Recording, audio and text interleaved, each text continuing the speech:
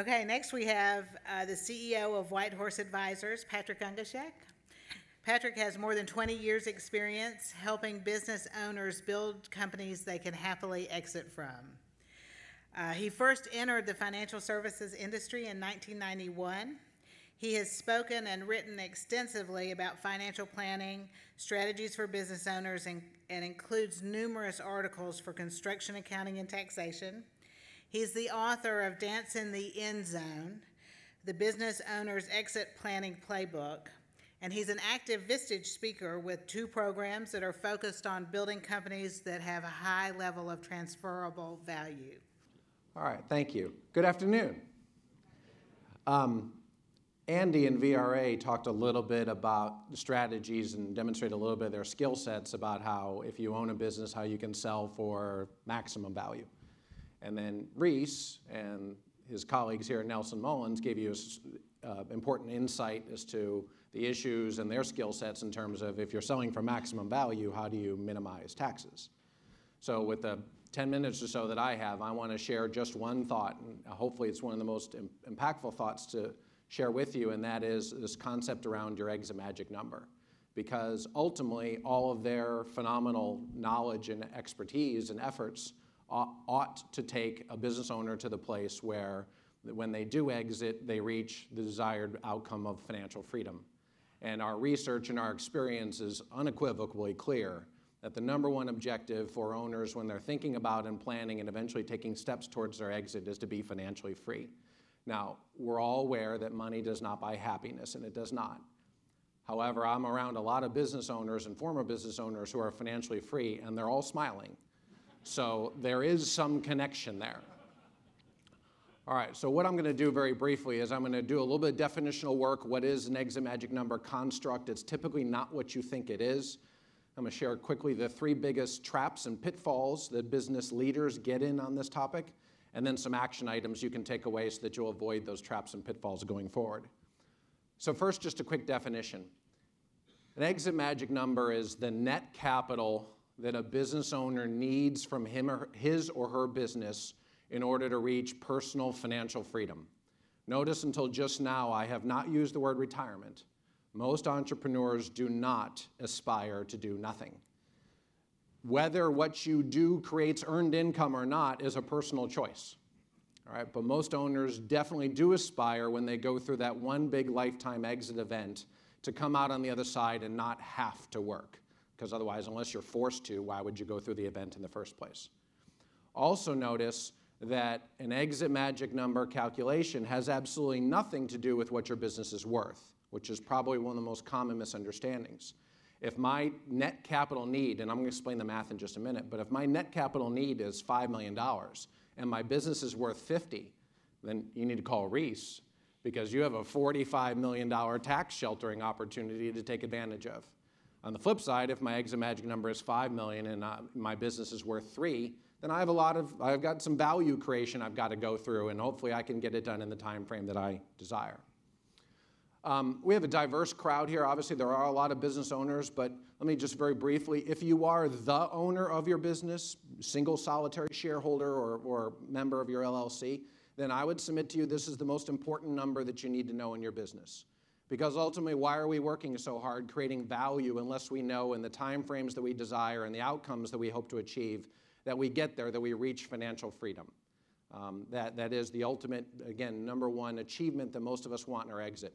If you are an owner of your business, meaning if you share ownership in your business with other people, then not only is this number probably terribly important to you, but it's also equally important to the people that you own your business with.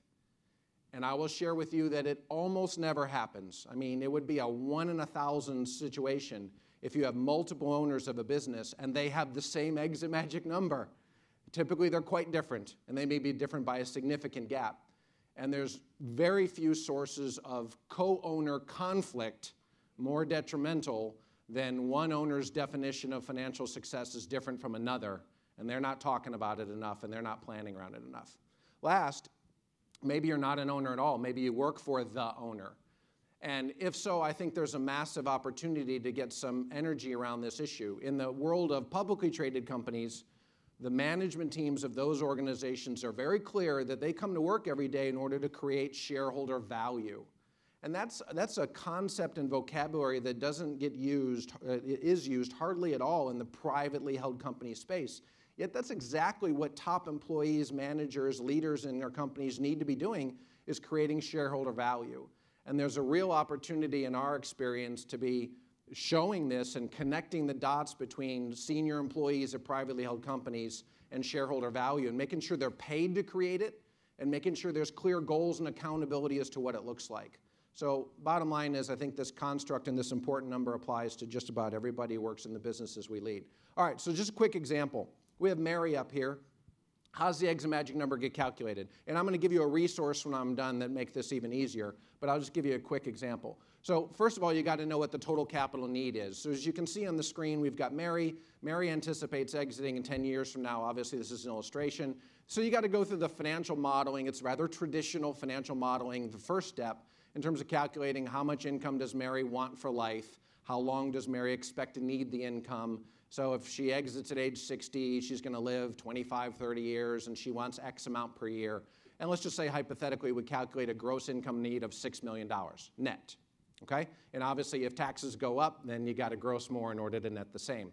Here's the part of the math that's often surprising to people. The next step is, but then you have to add into the equation, and then you have to subtract from the top line the net capital that Mary anticipates she will already have created outside the business prior to her exit. So if, for example, Mary and her company is doing a great job of stuffing the profit-sharing plan, or maybe she's bought outside the company and is leasing back the building and has an income and equity play there, then in this example, she's on pace to create $2 million of capital already outside the business by the time she exits, which is an illustration, which is a forecast. 6 minus 2 is the 4. The 4 is her exit magic number. That is the net amount that Mary must create to achieve financial freedom in the time frame that she aspires to create. Let me say that one other different way. The exit magic number is actually a financial calculation of Mary's dependency on the business. She's got a $4 million gap that she's got to go close, and in this example, she's got 10 years to do it. 3 biggest misconceptions and mistakes about the exit magic number. Number 1 is just plain and simple bad math. Now, if you've got a good head for numbers, or if you've got a good financial advisor, you'll probably get the inflation and taxes part right, but you got to get that right because of the huge erosion effect that inflation and taxes play. Here's where everybody else typically gets the math wrong from the get-go, and that is the add-backs. Most of us in this room, our businesses pay for, let's see, our benefits, our taxes, our vehicles, the gas in our vehicles, our cell phones, our iPads, our computers, probably somewhere in the neighborhood of 10 meals per week. Oh, I'm seeing all kinds of eyebrows come together. That vacation that happened to be piggybacked on top of the industry conference. All right, those expenses, those checks are written at the company level. You're probably not turning in your iPad the day that you exit. So here's what typically happens is if you think you spend 100 grand a year, 400 grand a year, 500 grand a year, whatever your number is at home to support your lifestyle, you're probably light by somewhere between 25 and 50%. So the exit magic number calculation really needs to take all that into account. Second biggest problem and misconception is, I've already mentioned it, is the whole tension that exists between co-owners in the same organization. Unfortunately, a real rich environment for co-owner conflict when we have different definitions of success. Third, failing to reduce your exit magic number prior to exit. The lower that number can be, then the more, if you're an owner, you get to work with people like Reese and Andy and really favorably structure the deal terms to your betterment because you have so much flexibility because your financial dependency is lowered. Now, we've all been talking about selling a business, but just quickly, 30 seconds. If you're going to give it to the kids one day, well, the exit magic number has to be extremely low. Otherwise, mom and dad can never get out because they're so financially dependent upon the business, and the kids can never get in. If you're desiring to sell your business to your employees, most key employees don't have 2 things, cash and collateral. So to the extent that the idea of owner financing makes your knees knock, then the lower your exit magic number prior to getting out, then the less your financial dependency, the greater flexibility that you have. Action points, got a couple with you as I wrap up. Two, number one, know and forecast your exit magic number. The graphic up there, the numbers are not important. It's just an illustration of the type of math that we do for some of the people we work with, but you can do this on your own. Whether you anticipate exiting in 2012 or 2018 or any other number, know if the decisions you're making today are putting you on track to hit that number. And that's where Vistage is just such an amazing value proposition, helping us make the better decisions to get the better results, and then reduce it along the way. And quickly, a quick resource for you can take with you is we have, if you visit the table out there, we have a white paper that we wrote on the topic. It'll give you all the kind of recipes, step-by-steps, how to know your exit magic number, how to calculate it. If you're a do-it-yourselfer, you can follow the steps. If you've got a financial advisor, you can hand it to him or her and say, help me out with this. And thank you very much.